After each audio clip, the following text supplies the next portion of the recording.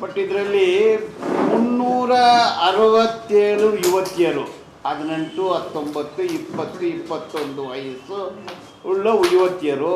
ಇವರು ಎಲ್ಲರೂ ಕೂಡ ಧರ್ಮಸ್ಥಳ ಸುತ್ತಮುತ್ತಲು ಹಳ್ಳಿಗಳಲ್ಲಿ ವಾಸ ಮಾಡೋರು.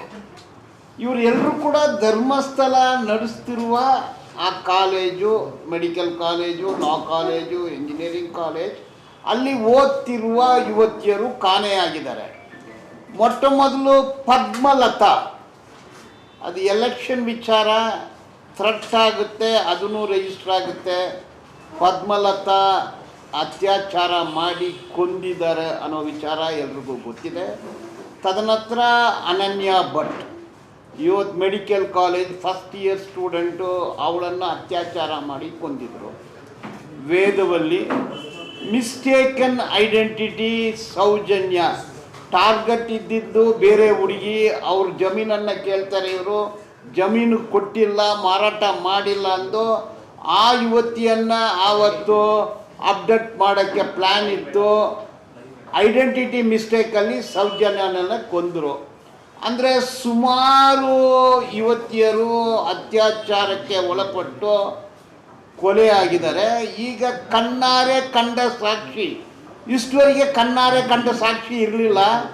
ಮೊಟ್ಟ ಮೊದಲು ಕಣ್ಣಾರೆ ಕಂಡ ಸಾಕ್ಷಿ, ಅದನ್ನು ಬರಿಯಲ್ ಮಾಡಿರೋರು ಅವರು ಹೊರಗೆ ಬಂದು ಹೇಳಿದ್ದಾರೆ, ನಾನೇ ಬರಿ ಮಾಡಿದ್ದು, ನನ್ನ ಜೊತೆ ಇನ್ನೊಬ್ಬನು ಇದ್ದ, ನಾವು ಇಬ್ಬರು ದಲಿತರು, ನಾವು ಪೌರ ಕಾರ್ಮಿಕರು, ಹೌಸ್ ಕೀಪಿಂಗ್ ವರ್ಕರ್ ಎಂದು ಹೇಳಿದ್ದಾರೆ.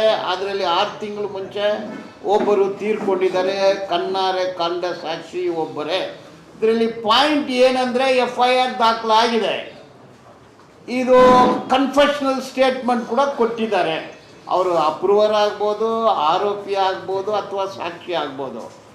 ಈಗ ಡೆಡ್ ಬಾಡಿ ಇದೆ, ಅಲ್ಲಿ ಏನು ನಡೀತಾ ಇದೆ ಅಂದರೆ, ಇಷ್ಟು ಒಂದು ದೊಡ್ಡ ಪ್ರಕರಣದ ವಿಚಾರವನ್ನು ಒಂದು ಸಬ್ ಇನ್ಸ್ಪೆಕ್ಟ್ರಿಗೆ ಕೊಟ್ಟಿದ್ದಾರೆ. ಅವ್ರಿಗೆ ವಯಸ್ಸು 28.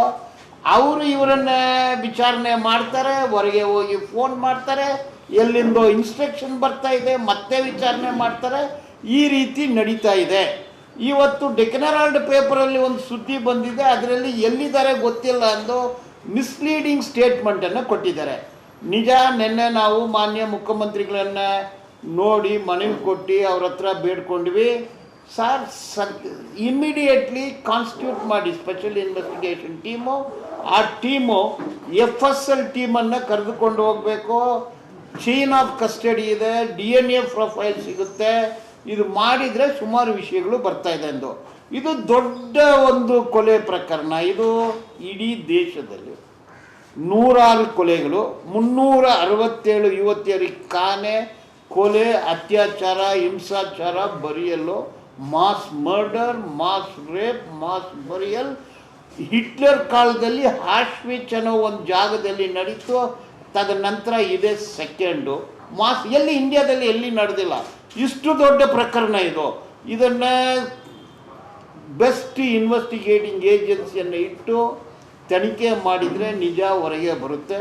ಇವತ್ತು ಅನನ್ಯಾ ಭಟ್ ಅವ್ರ ತಾಯಿ ಹೇಳ್ತಾಳೆ ಪೇಪರಲ್ಲಿ, ಅದು ಎಕ್ಸ್ಯೂಮ್ ಮಾಡಿದರೆ ನನ್ನ ಮಗಳದು ಶವ ಸಿಗುತ್ತೆ ಅಂತ ಅಮ್ಮ ಹೇಳ್ತಾಳೆ. ಸ್ಕೆಲೆಟನ್ ಸಿಕ್ಕಿದ್ರೆ ನನ್ನ ಮಗಳದೇ ಸಿಗುತ್ತೆ ಅಂತ ಹೇಳ್ತಾಳೆ. ಇವತ್ತು ಪೇಪರಲ್ಲಿ ಬಂದಿದೆ. ಅನನ್ಯಾ ಭಟ್ ತಾಯಿ, ವೇದವಲ್ಲಿ ತಾಯಿ, ಪದ್ಮಲತಾ ತಾಯಿ, ಸೌಜನ್ಯ ತಾಯಿ, 367 ಯುವತಿಯರ ತಾಯಿಗಳು, ಅವ್ರ ಕುಟುಂಬ, ಇಡೀ ಸ್ಟೇಟು.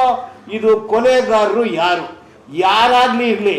ಅಂದರೆ ಈಗ ಗೊತ್ತಾಗಿರೋದು, ನ್ಯಾಯಾಧೀಶರ ಮುಂದೆ ತಪ್ಪೊಪ್ಪಿಗೆ ಕನ್ಫೆಷನ್ ಸ್ಟೇಟ್ಮೆಂಟ್ ಕೊಟ್ಟಾಗ ಸುಮಾರು ಜನರು ಹೆಸರನ್ನು ಹೇಳಿದ್ದಾರೆ.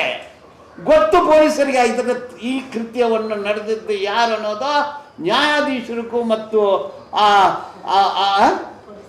ಅಲ್ಲಲ್ಲ ನ್ಯಾಯಾಧೀಶರಿಗೆ ಮತ್ತು ಆ ಹುಡುಗನಿಗೆ ಗೊತ್ತು, ಇಬ್ಬರಿಗೆ. ಅಲ್ಲಿ ಪೊಲೀಸರು ಇರೋದಿಲ್ಲ.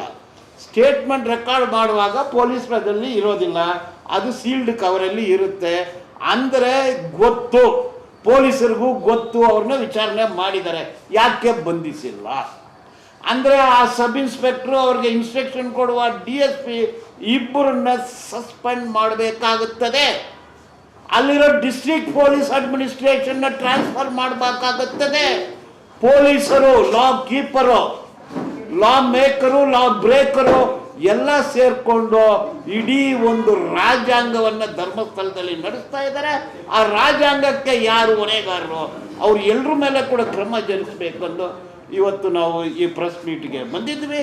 ಕರ್ನಾಟಕ ಜನರು, ಪ್ರೋಗ್ರೆಸಿವ್ ಇಂಡಿವಿಜುವಲ್ಸ್, ಪಕ್ಷಗಳು, ಎಲ್ಲ ಪಕ್ಷಗಳು ಸೇರಿ ಭಾರಿ ದೊಡ್ಡ ಆಂದೋಲನ ನಡೆಸಬೇಕಾಗುತ್ತದೆ. ಇಂಥ ಒಂದು ಪ್ರಕರಣ ಇಡೀ ದೇಶದಲ್ಲಿ ನಡೆದಿಲ್ಲ. ಅಷ್ಟೊಂದು ಗಂಭೀರ ಸ್ವರೂಪದ ಒಂದು ಕೃತ್ಯ ಇದು. ಇದನ್ನು ಎಲ್ಲ ಮಟ್ಟದಲ್ಲಿ ತೆಗೆದುಕೊಂಡು ಹೋಗಬೇಕು, ಹೋರಾಟನೂ ನಡಿಬೇಕು, ತನಿಖೆ ಆಗಬೇಕು. ಒಂದು Supreme Court sitting judge or retired judge of Supreme Court or sitting or retired judge of Karnataka High Court monitor ಮಾಡಿದರೆ ನ್ಯಾಯ ಸಿಗುತ್ತದೆ, ನಿಜ ಹೊರಗೆ ಬರುತ್ತದೆ ಎಂದು ಈ ಪ್ರೆಸ್ ಮೀಟ್ ಮಾಡ್ತಾ ಇದ್ದೀವಿ.